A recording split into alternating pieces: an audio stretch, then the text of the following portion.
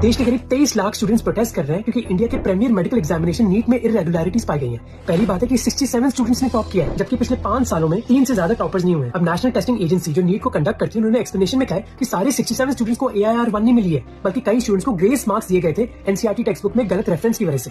पर इसमें एक और प्रॉब्लम है, कई स्टूडेंट को 720 में से 718 और 719 मार्क्स मिले, जो टेक्निकली पॉसिबल ही नहीं है, क्योंकि इस एग्जाम में आपको +4 मिलते हैं एक सही आंसर के लिए और -1 एक गलत अटेम्प्टेड आंसर के लिए। तो अगर आपका बस एक क्वेश्चन गलत हुआ तो आपको 715 मिलेंगे, और अगर आपने बस एक क्वेश्चन स्किप किया और दूसरे सारे आंसर सही निकले तो आपको 716 मिलेंगे। 720 के बाद आपको 716 या फिर 715 ही मिल सकते हैं मार्क्स, बीच में कुछ ऑप्शन है ही नहीं। नेशनल टेस्टिंग एजेंसी ने इसके खिलाफ भी एक एक्सप्लेनेशन दी। उन्होंने कहा कि कई स्टूडेंट्स को ग्रेस मार्क्स दिए गए क्योंकि उनके एग्जाम सेंटर में एक लॉस ऑफ टाइम की प्रॉब्लम आ गई थी। अपनी एक्सप्लेनेशन में उन्होंने कोर्ट की जजमेंट के बारे में भी बात करी, पर प्रॉब्लम यह है कि वो जजमेंट थी क्लैट के बारे में, जो एक लॉ एग्जाम होता है, वो भी ऑनलाइन सेटिंग में, जहाँ लॉग इन और लॉग आउट का टाइम क्लियरली मेंशन होता है। पर नीट कोई ऑनलाइन एग्जाम नहीं है, तो सेम फॉर्मूला आप एक ऑफलाइन एग्जाम में कैसे यूज कर सकते हो। 23 लाख स्टूडेंट्स ने एग्जाम दिया था और नेशनल टेस्टिंग एजेंसी ये ढंग से एग्जाम करवा भी नहीं पाई।